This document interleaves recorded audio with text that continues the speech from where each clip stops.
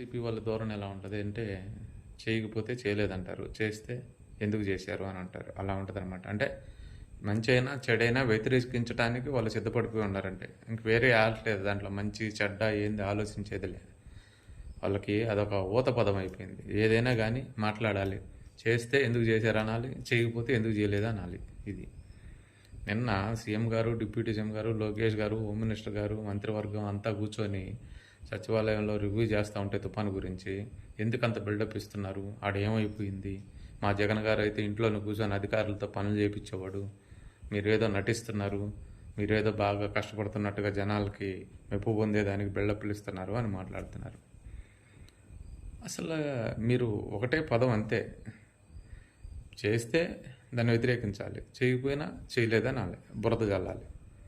ఏం బతుకులు రా నాయన మీరు. కొంచెం ఆలోచించుకొని ఏ టైంలో ఏం మాట్లాడాలో కూడా ఆలోచించరా మీరు.